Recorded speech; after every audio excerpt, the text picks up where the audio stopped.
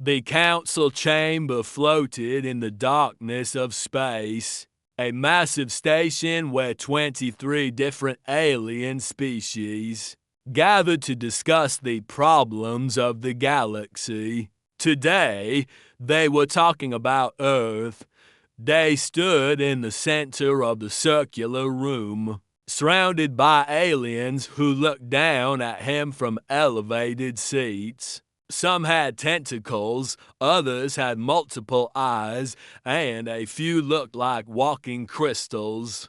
They all stared at the human ambassador with expressions that ranged from boredom to amusement.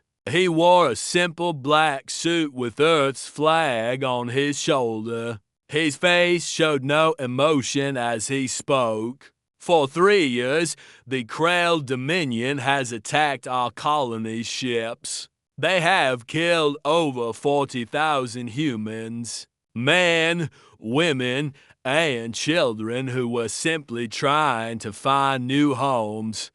War Master Thuven, the Krell representative, sat in the largest seat. He was twice the size of any human, covered in thick gray scales, with 4 arms and eyes that glowed red. He made a sound that the translator turned into laughter. Your species has been in space for what? 80 years?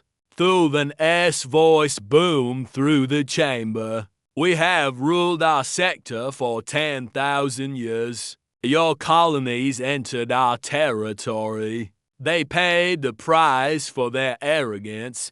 Day's expression didn't change. The border zones were unclaimed according to galactic law. Earth filed the proper documentation. The Krell ignored it. Another council member, a floating jellyfish-like creature, spoke up.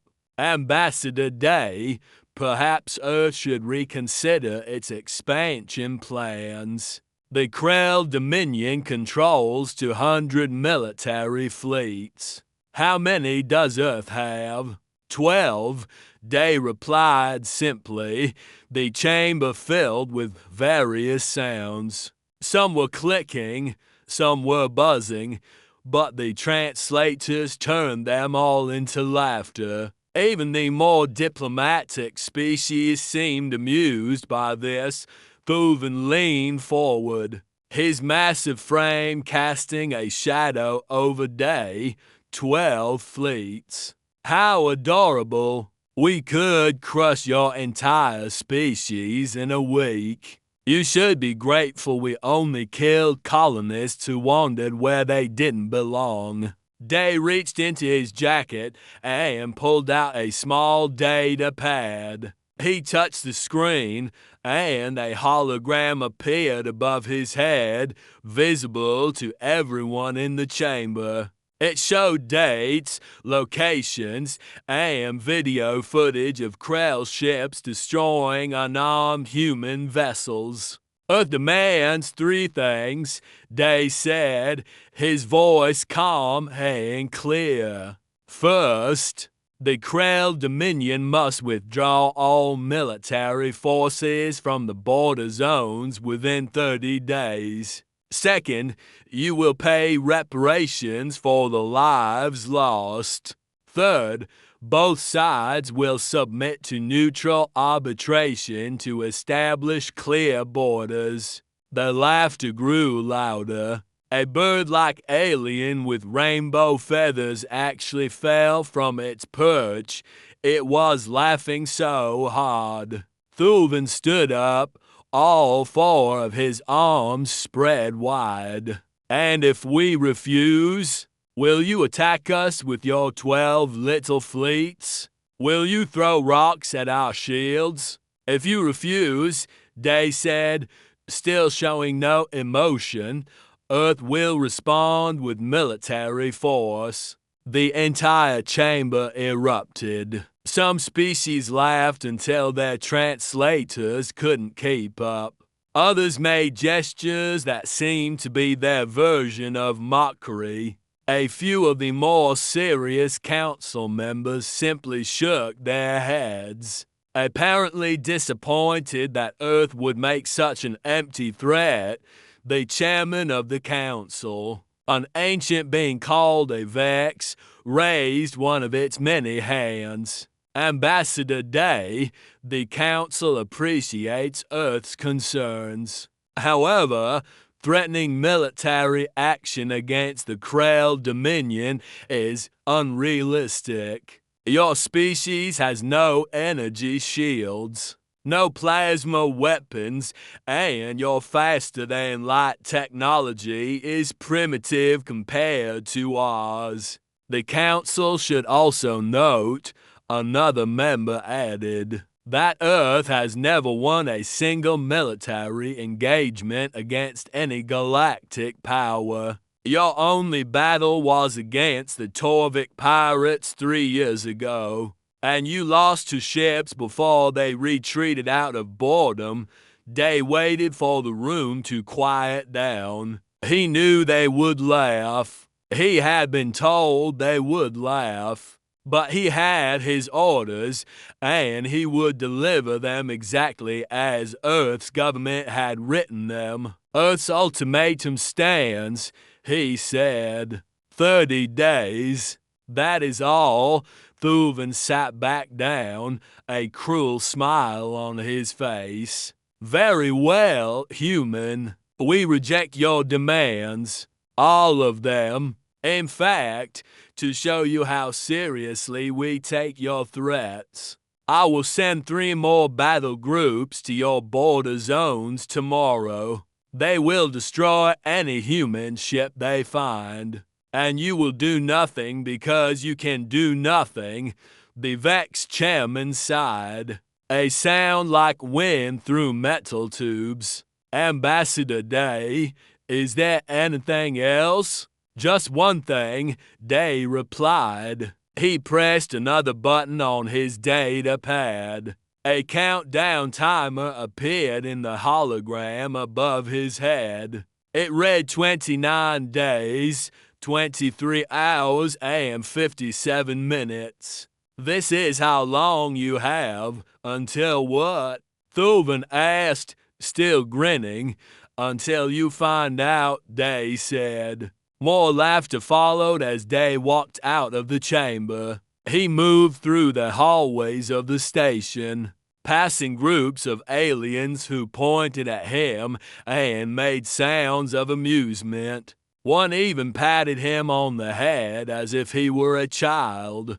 Back in his quarters, Day activated a secure quantum communication link. The screen flickered, and a woman's face appeared. She had short black hair, sharp eyes, and wore a military uniform with stars on her collar. Admiral Hannah, Day said. They laughed, as expected.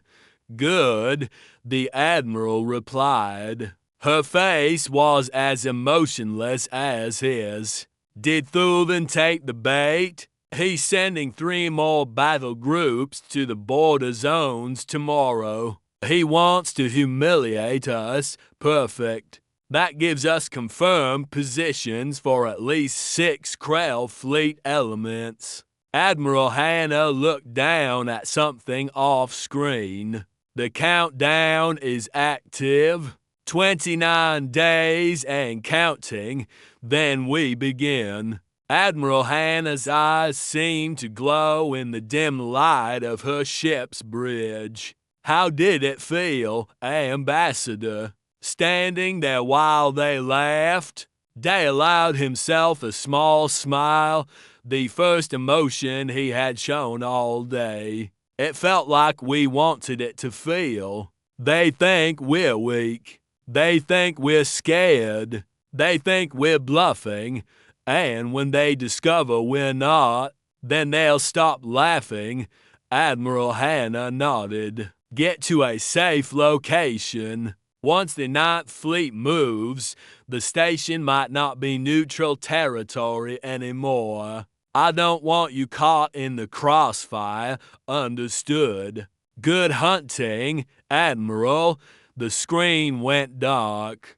Day sat in his chair and watched the timer count down. Somewhere in the darkness of space, hidden beyond the outer rim of Earth's solar system, 9 ships were preparing to move. Ships that the Krell had never seen. Ships that the galaxy didn't know existed. Ships built on a simple human principle that the elegant, ancient aliens had forgotten that sometimes the best way to win a fight is to hit first, hit hard, and never stop hitting until the enemy can't stand up anymore. The countdown continued. The galaxy kept laughing, and Earth's 9th Fleet waited in the dark, ready to teach an old lesson to species who had forgotten what real war looked like. 28 days had passed since Ambassador Day delivered Earth's ultimatum. The Krell hadn't withdrawn. Instead, they had done exactly what Thuvan promised. 3 more battle groups arrived at the border zones. 2 more human outposts were destroyed. 1,500 more colonists were dead. The galactic news networks treated it like entertainment. Headlines scrolled across billions of screens. Earth's phantom threat expires in 48 hours. And humanity's bluff called. What will they do now? Talk shows featured alien experts who discussed human psychology, trying to understand why such a weak species would make such foolish threats. None of them knew about the 9th Fleet. Admiral Hannah stood on the bridge of the Indomitable, her flagship. Around her, dozens of crew members worked at their stations. The bridge was dark except for the glow of screens and holographic displays. Everything was designed for function, not comfort. Hard metal floors, exposed pipes, and the constant hum of the massive reactors below. Status report. Hannah said Captain Wu, her second in command, read from his display. All 9 ships are ready. Reactors at full power. Weapons loaded and tested. Stealth coating is active. The Krell can't see us unless we want them to. Crew readiness. Every member knows their job, Admiral. We've been training for this for 5 years. Hannah nodded. She walked to the front of the bridge, where a massive window showed the darkness of space. Somewhere out there, past hundreds of light years, the Krell were waiting. They thought they had won. They thought Earth would do nothing. Lieutenant Ben approached from the weapons station. He was young, barely 25, but his scores and simulations were perfect. Admiral, the rail guns are ready. All 6 batteries on each ship. We have 48 hours of continuous ammunition at maximum fire rate, and the missiles. Hannah asked, 200 fusion warheads per ship. 1,800 total for the fleet. Ben's voice was steady, but there was excitement in his eyes. Each one has a yield of 500 megatons, enough to crack a small moon. Engineer Ty came up from the lower deck, wiping grease from his hands. He was older, maybe 50. With gray in his hair and countless scars on his arms from years of working with dangerous machinery. Reactors are beautiful, Admiral. The new fusion cores are producing twice the power of our old models. We can fight every weapon we have and still maintain full engine power. What about damage control? Captain Wu asked. That's the beauty of our design, Tai said with a grin. The Krell and other species use energy shields. They put all their faith in those shields stopping attacks. But shields fail, and when they do, the ships inside are soft, weak. They don't expect to get hit. And our ships, Hannah prompted, our ships are designed to get hit. 30 meters of layered armor on the front, redundant systems, compartmentalized sections. If they blow a hole in one part, we seal it off and keep fighting. They'll have to destroy us completely to stop us. Tactical Specialist G spoke up from her station. Admiral, I've been analyzing Krell battle tactics from every engagement over the last 1,000 years. They fight in formations. They rely on their shields. They expect enemies to keep their distance and trade long-range fire until someone's shields fail. What does that tell us? Hannah asked, though she already knew the answer. It tells us they've never fought anyone like us. G said, they've never fought an enemy that wants to get close, that wants to take hits and keep coming, that treats armor as a weapon instead of shields. Captain Wu pulled up a holographic display of a typical Krell warship. It was elegant, smooth, with curved lines and glowing panels. Beautiful in its own way. They've spent 10,000 years perfecting these designs. Energy shields powered by quantum reactors. Plasma lances that can cut through whole metal. Fighters that swarm like insects. Then he pulled up a display of the Indomitable. It looked nothing like the Krell ship.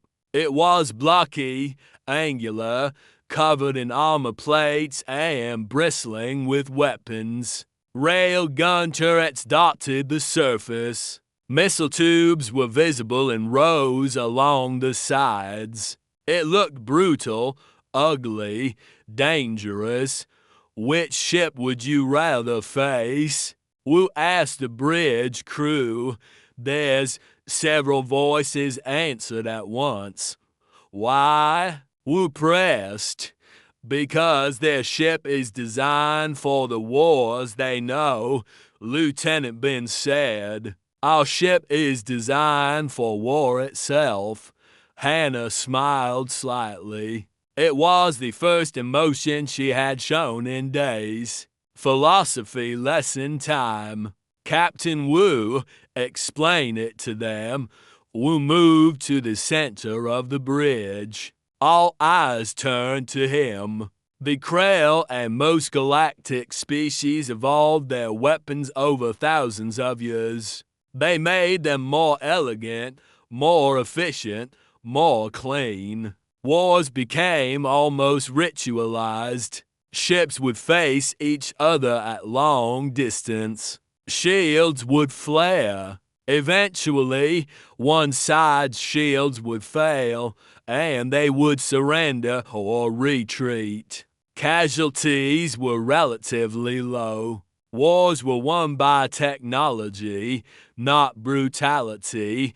He paused, letting that sink in. Humanity is different. We've only been in space for 80 years, but we've been fighting wars for our entire existence.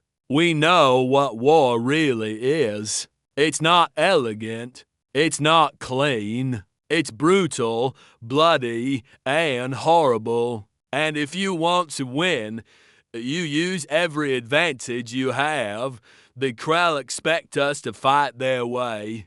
Hannah added, long range, shields versus shields. Plasma versus plasma. They expect a fair fight, but we're not going to give them one, Ben said, understanding dawning on his face. No, we're not, Hannah confirmed. Our rail guns fire solid tungsten rods at 15% of light speed. Their shields are designed to deflect energy, not mass. Our rods will pass through their shields like they're not even there. Our nuclear missiles don't need to be sophisticated. They just need to explode with enough force to vaporize everything nearby, Engineer Ty laughed. They spent millennia learning how to fight elegant wars. We spent 80 years remembering how to kill efficiently. Time to jump. Hannah asked. 47 hours and 32 minutes until the deadline, G reported. Begin the final checks. I want every system perfect. When we arrive, there will be no second chances. The crew moved with purpose, each person performing their tasks with practiced efficiency. The Ninth Fleet had been training for this moment since its creation. Every member knew the odds. They knew they were outnumbered. They knew the galaxy expected them to fail, but they also knew something the Krell didn't. They knew that humanity had spent thousands of years fighting each other before they ever reached the stars. They knew that humans had invented weapons capable of destroying entire cities in single explosions. They knew that human history was written in blood and fire, and that peace was the exception, not the rule. The Krell had forgotten what real war looked like. The galaxy had grown soft with its elegant battles and ritualized combat. Earth was about to remind them, Admiral, Captain Wu said quietly, approaching her at the window. Do you think they'll surrender once they see what we can do? Hannah thought about that, about the 40,000 dead colonists, about Thulvin's laughter, about the way the entire council had mocked Ambassador Day. I think, she said slowly, that they'll learn a lesson. Whether they surrender or not doesn't matter. What matters is that they understand. You don't laugh at humanity's threats. You don't kill our civilians and expect no response. You don't mistake patience for weakness, and if they still don't understand, then we keep teaching until they do. The countdown clock on the main display continued its steady march toward zero. 47 hours and 29 minutes. 47 hours and 28 minutes in the darkness of space. 9 ships prepared to jump. 9 ships that would change everything. 9 ships that would become a legend. The Ninth Fleet was coming, and the galaxy had no idea what was about to hit them. Exactly 30 days after Ambassador Day delivered Earth's ultimatum, 9 ships appeared at the edge of Krell space. They came out of faster-than-light travel with no fanfare, no dramatic entrance. They simply appeared like ghosts materializing from the void. Admiral Hannah stood on the bridge of the Indomitable, watching her displays. Around her, the 8 other ships of the Ninth Fleet held formation. They were spread out in a loose sphere, each ship covering angles of approach. Open a channel. Hannah ordered. Broadcast on all Krell military frequencies. Lieutenant Ben worked his console. Channel open. Admiral Hannah's voice was calm and clear. "This is Admiral Hannah of Earth's Ninth Fleet. The deadline has expired. You have 6 hours to begin withdrawal from human territory. We will wait. This is your only warning." She nodded to Ben, who cut the transmission. "Now we see how they respond." Captain Wu said they didn't have to wait long. 3 minutes later, Tactical Specialist G spoke up. "Admiral, I'm detecting 30 Krell warships breaking orbit from the second planet. They're forming up and heading our way. 30 ships," Wu said. "They're not taking us seriously even now. Why would they?" Engineer Tai said from his station. "We have 9 ships. They have 30. The math seems simple to them. Show me who's commanding them," Hannah said. G worked her console, and a holographic image appeared. It was War Master Thulven himself, looking even larger and more intimidating on his own ship's bridge. They sent their best. Hannah observed, "He wants to personally crush us. His arrogance will be his downfall." The Krell fleet approached at high speed. At this distance, they were still over 2,000,000 kilometers away. In space warfare terms, that was close range for modern weapons. But the Krell seemed confident in their shields. Back on Station Veldara, the Galactic Council had gathered in emergency session. Ambassador Day sat calmly in his chair while chaos erupted around him. Every species wanted to watch this confrontation. Holographic displays showed the 9 human ships and the 30 Krell warships approaching each other. "This is madness," the Vex chairman said. "Someone stop this before humanity is wiped out. Let them have their glorious last stand." One alien said, "At least they'll die with honor."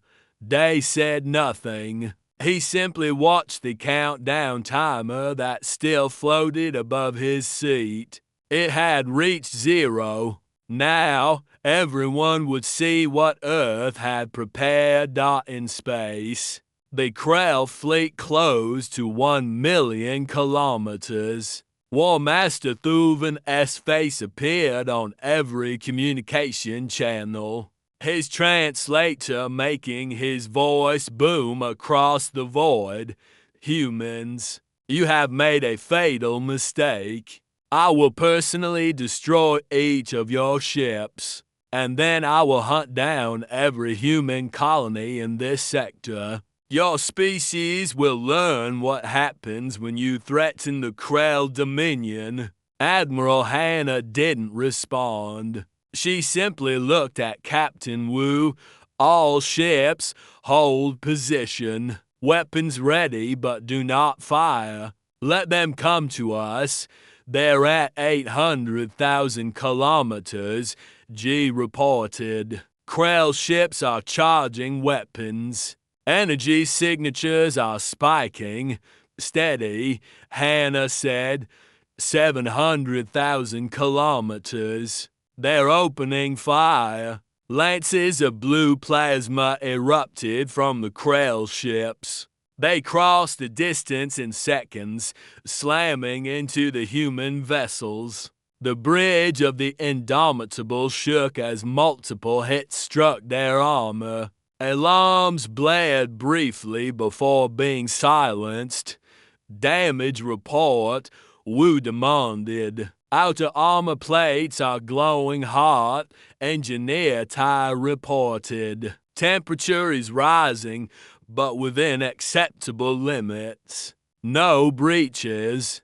All systems operational, the plasma lances kept firing. The Krell ships poured energy into the human fleet, expecting shields to flare and fail. But there were no shields.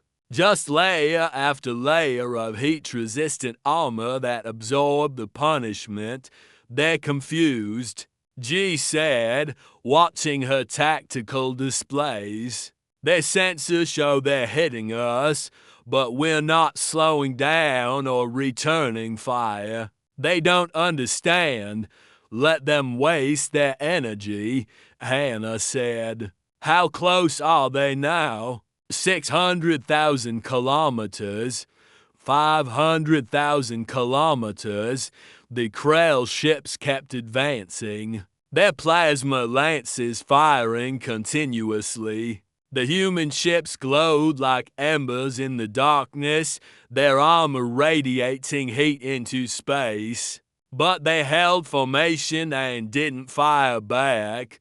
On the Krell flagship, Thulvin was shouting at his crew. Why aren't they dead? Keep firing. Burn through their primitive armor. War Master, one of his officers, said nervously, they're not using shields at all. Their armor is just absorbing the damage. We've never seen anything like this. Then fire more. Thulvin roared. Back on the Indomitable, Admiral Hannah watched the distance counter drop. 500,000 kilometers. Her fleet's armor was hot, but holding. Time to show the Krell what real weapons looked like. All ships, she said calmly. Weapons free. Fire at will. The Ninth Fleet came alive. 6 rail gun turrets on each ship opened up simultaneously. Tungsten rods, each one the size of a telephone pole and weighing 20 tons, were accelerated down electromagnetic rails to 15% of light speed. The Krell had sophisticated sensors. They could track fast-moving objects, but nothing in their experience prepared them for solid projectiles, moving at 45,000 kilometers per second. By the time their computers registered the launches, the rods had already crossed most of the distance. The first Krell cruiser exploded as 3 tungsten rods punched through its energy shield, like it wasn't there, and tore through the ship from bow to stern. The shield, designed to deflect energy weapons, offered no resistance to solid mass moving at relativistic speeds. The ship came apart in a bloom of fire and debris, then another, and another. The rail guns fired in steady rhythm, each shot precisely calculated by computer targeting systems. The Krell shields flickered and flashed, trying to stop the projectiles. But they might as well have been trying to stop bullets with a flashlight beam, missiles away. Lieutenant Ben reported dot from launch tubes along each human ship, fusion warheads streaked out. These weren't the elegant missiles the galaxy used. These were simple, brutal weapons. When they detonated, they turned space into miniature suns. Each explosion released 500 megatons of energy. The Krell formation shattered. Ships that survived the rail gunfire found themselves caught in nuclear firestorms. Their shields overloaded instantly. Hulls melted. Crews were vaporized. The elegant warships that had ruled this sector for thousands of years were torn apart by weapons. that humans had invented centuries before reaching space, enemy count dropping, G reported, her voice steady despite what she was witnessing. 27 ships, 22, 18, the battle, if it could be called that, lasted 17 minutes. The Krell fleet tried to retreat, but human missiles and rail gunfire followed them. A few managed to jump away to faster-than-light speeds, fleeing in random directions. The rest became expanding clouds of gas and debris. When it was over, the Ninth Fleet remained in formation. The armor on their forward sections glowed red-hot. 2 ships had damaged rail gun systems from overheating, but every ship was intact. Every crew member was alive. In the Galactic Council chamber, there was absolute silence. The holographic displays showed the aftermath. Debris floating where 30 Krell warships had been. 9 human ships, scarred and glowing, but still operational. War Master Thuvan's flagship had been one of the ships that escaped. His face appeared on the communication channels again, but this time there was no arrogance, only shock and disbelief. What are you? Admiral Hannah activated her response. We are the Ninth Fleet. We are what happens when you laugh at humanity's warnings. We are what happens when you kill our people and think there will be no consequences. She paused, letting that sink in. You have 5 hours and 43 minutes remaining. Will you comply with our demands? Thuvan's image flickered and disappeared. He had no answer. Ambassador Day stood up in the council chamber. Every alien eye turned to him. He looked around at the faces that had laughed at him 30 days ago. None of them were laughing now. Earth's ultimatum stands, he said quietly. Withdraw from our territories. Pay reparations. Submit to arbitration. You have 5 hours and 43 minutes to begin compliance, or Admiral Hannah will continue her work. The vexed chairman found his voice. Ambassador, those weapons. You destroyed 30 warships in minutes. Yes, Day replied simply. How? We use kinetic weapons and nuclear devices. Technologies we developed long before we reached space. You spent thousands of years perfecting energy weapons and shields. You forgot that sometimes the old ways are the best ways. This is barbaric, one alien protested. This is war, Day corrected. Real war, not the ritualized conflicts you've become accustomed to. You wanted to see if Earth was bluffing. Now you know we weren't.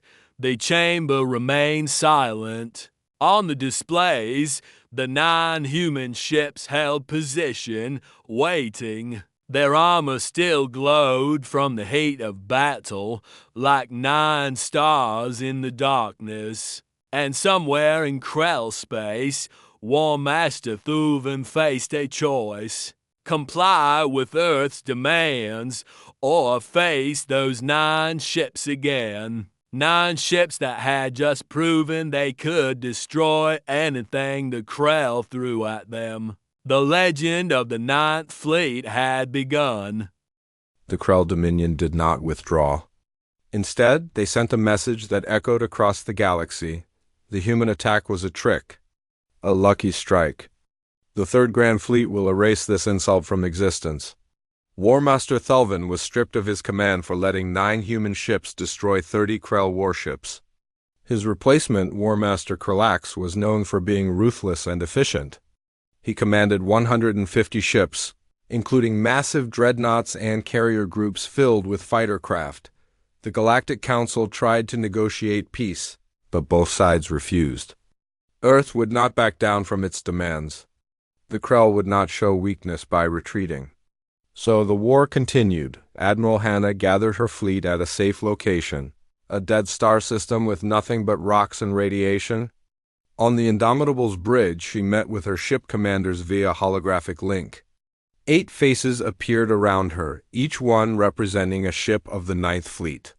The Resolute took heavy damage in the last battle, Captain Wu reported. Engineer Tay says we can repair it, but it will take weeks. We don't have weeks, Hannah said. The 3rd Grand Fleet is already moving into position. They'll try to trap us and overwhelm us with numbers. 150 ships against our 9, Lieutenant Sun said from her command ship, the Retribution. She was young but aggressive, always pushing for bold action.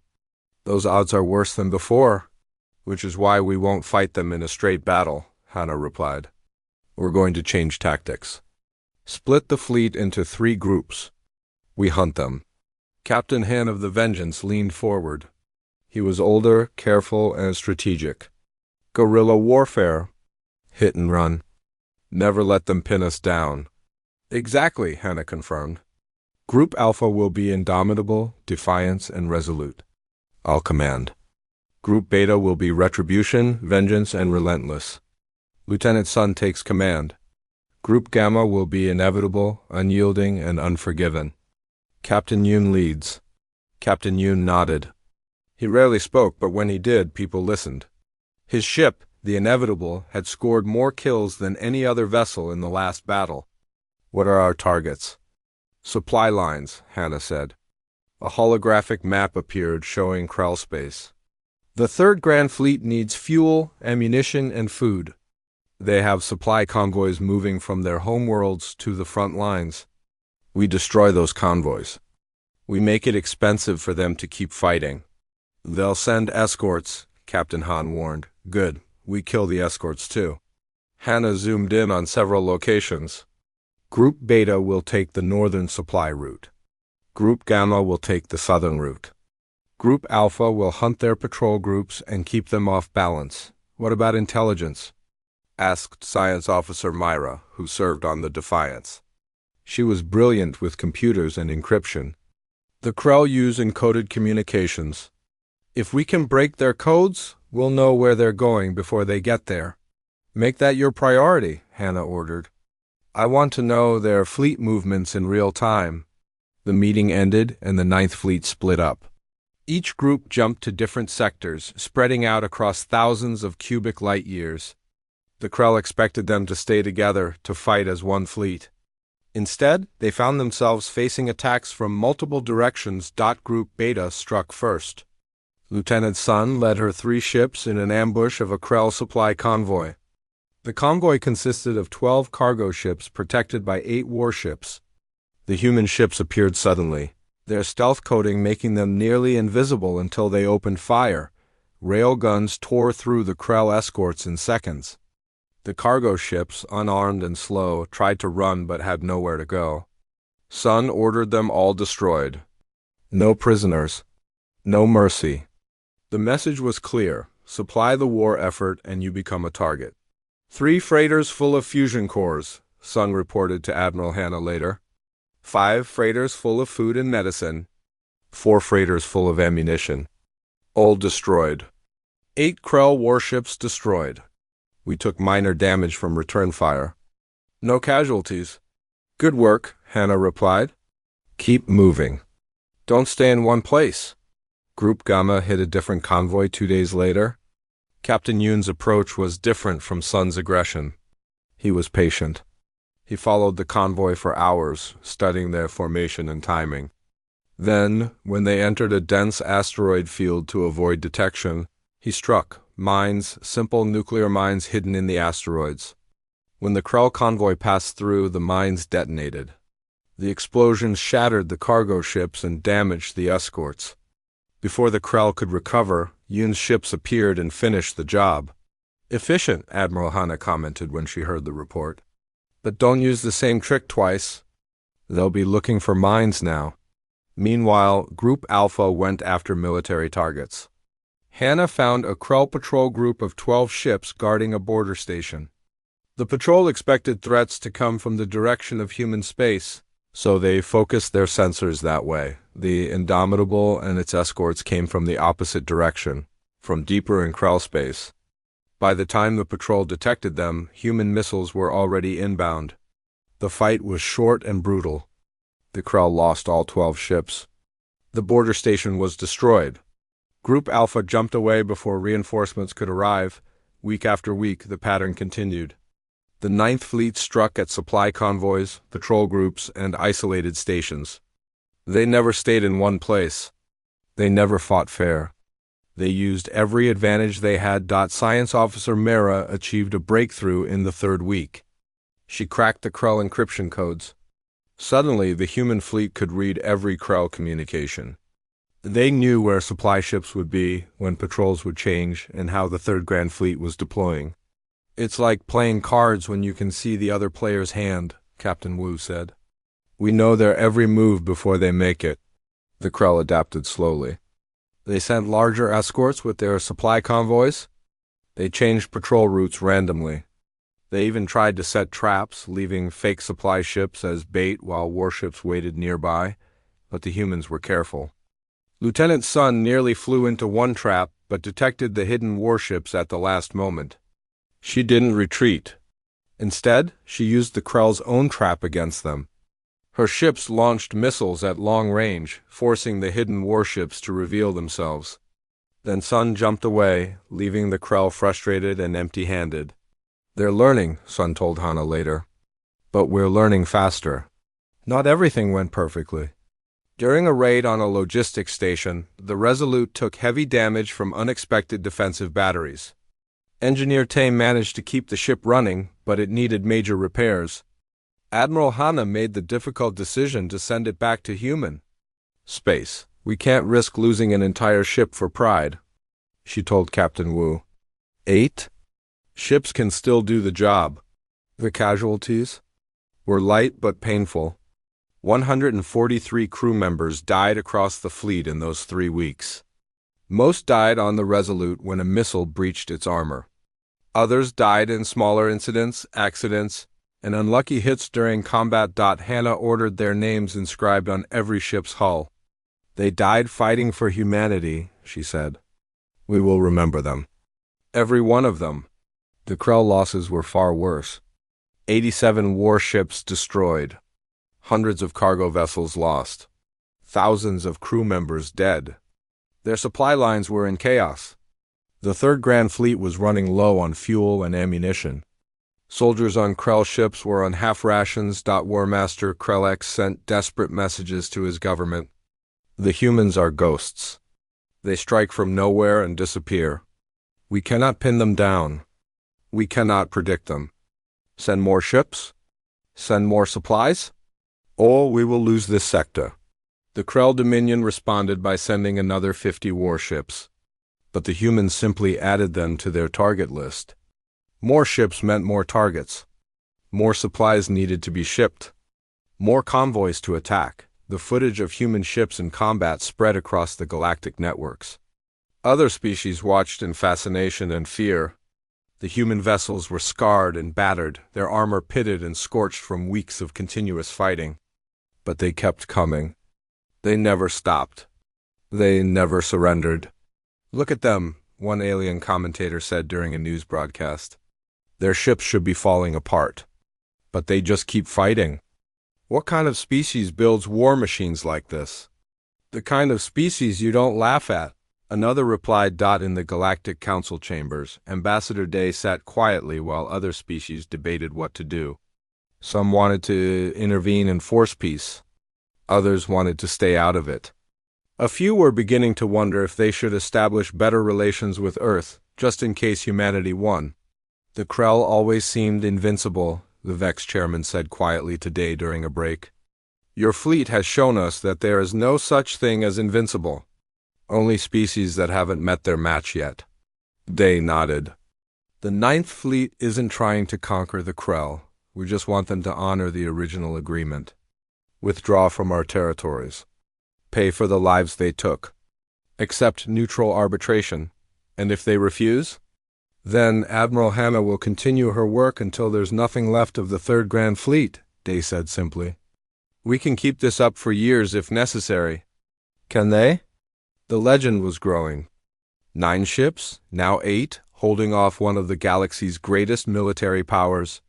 Not through superior technology or numbers, but through tactics, determination, and a willingness to do whatever it took to win. The Ninth Fleet had become more than ships. They had become a symbol. A warning. War Master Krellex had enough. For 3 weeks, the human fleet had humiliated the Krell Dominion. Supply lines were in ruins. Morale was collapsing. Other species were openly questioning Krell's strength. It had to end. He gathered 200 ships. Every available warship in the sector. Dreadnoughts, cruisers, destroyers, and carriers full of fighters. The largest armada ever assembled against a human fleet. This time, there would be no escape. Krell intelligence had tracked the human ships to the Corvus system, near a massive gas giant. The system was strategically important, with several mining stations and fuel processing facilities. Krellex believed the humans would try to destroy these facilities. He was right, but not in the way he thought. Admiral Hannah stood on the bridge of the Indomitable, studying the tactical display. Her 8 remaining ships were positioned near the gas giant, a swirling mass of hydrogen and helium 5 times the size of Jupiter. Behind her, Captain Wu looked concerned. 200 ships, he said quietly. Admiral, we need to retreat. Even we can't fight those odds. We're not going to fight them, Hannah replied. Not directly. Then what's the plan? Hannah smiled, but there was no humor in it. Engineer Tay, status report. Tay's voice came through the communication system. He was down in the engineering section, supervising something he had been working on for days. Admiral, the drones are in position. 300 autonomous mining units spread throughout the gas giant's upper atmosphere. Each one has been modified according to your specifications. Modified how? Captain Wu asked.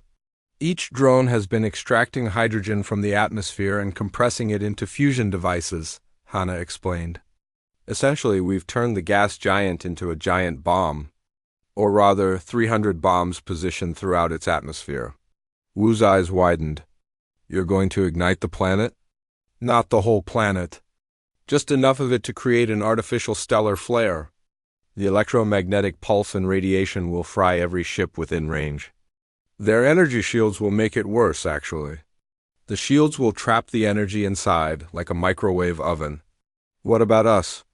We'll be on the far side of the planet. The gas giant will shield us from the worst of it. Our armor will protect us from the rest. Hannah pulled up the tactical display. The Krell fleet will come from this direction.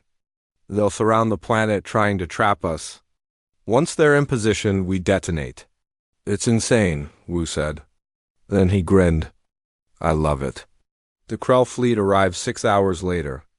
200 ships dropped out of faster-than-light travel in a coordinated pattern, surrounding the Corvus system. War Master Krellex broadcast on all frequencies. Human fleet. You are surrounded. Your stealth technology cannot hide 8 ships from 200. Surrender now, and we will allow your crews to live as prisoners. Refuse, and we will destroy you completely. Admiral Hannah opened a response channel. War Master Krellex, you had 30 days to avoid this. You had 3 weeks to stop this. You chose war. Now you get to see what war with humanity really means. Brave words from someone about to die, Krellex sneered. I tried to warn you, Hannah said. You should have listened. The Krell fleet moved into position. They spread out around the gas giant, creating a sphere of ships. 200 warships, all with weapons charged and shields at maximum. From their perspective, the 8 human ships were trapped near the planet with no way to escape. Lieutenant Bin watched his tactical display. They're in position, Admiral. All Krell ships are within the blast radius. Science Officer Myra, are they reading the drones? Myra checked her sensors. Negative. The drones are small and powered down. The gas giant's magnetic field is masking their signatures. The Krell have no idea they're there. Perfect. Hannah opened a fleet-wide channel. All ships move to the far side of the planet. Full speed. As soon as we're in position, we detonate. The 8 human ships accelerated, moving around the curve of the massive gas giant. The Krell fleet followed, not wanting to lose sight of their prey. War Master Krellax ordered his ships to close in, tightening the noose. They're following us, Captain Wu observed. They think we're trying to run. Let them think that, Hannah said. Tactical Specialist G, countdown to detonation? 30 seconds until we're in position. Then we can trigger the devices. The Krell ships accelerated, eager to finish this. Fighter craft launched from carriers swarming toward the human fleet. Dreadnoughts charged their main weapons. This was it. The end of the 9th Fleet. We're in position, G reported. All ships are on the far side of the planet. Krell fleet is distributed around the entire sphere. Admiral Hannah looked at the display one last time. 200 ships. Thousands of crew members. She thought about the 40,000 colonists the Krell had killed. About the ultimatum they laughed at. About Ambassador Day standing alone in the council chamber while aliens mocked him. You had 30 days to avoid this, she said quietly, repeating her earlier words. Then louder, detonate. Engineer Tay triggered the fusion devices. 300 points of light appeared throughout the gas giant's upper atmosphere. For a fraction of a second, nothing seemed to happen. Then the hydrogen ignited. The explosions were coordinated to create a chain reaction.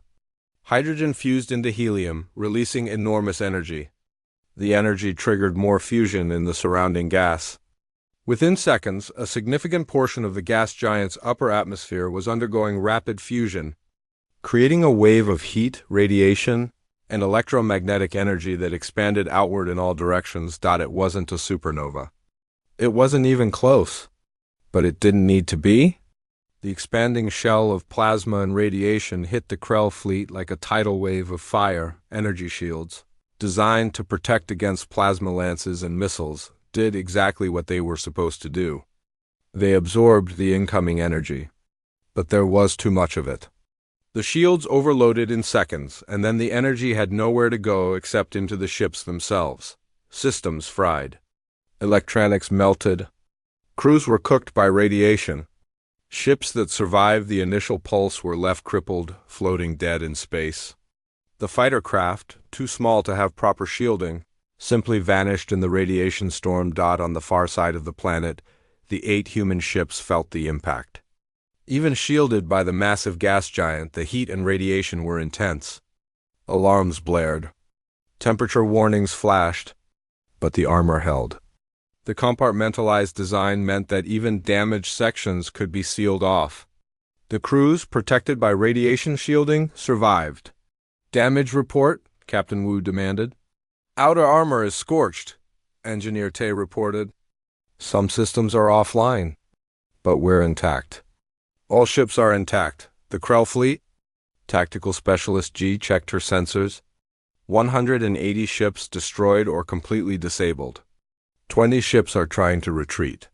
They're jumping to faster-than-light speeds randomly. They're running. Admiral Hannah let out a breath she hadn't realized she was holding. Let them run. We've made our point. One ship that hadn't jumped was War Master Krellax's flagship.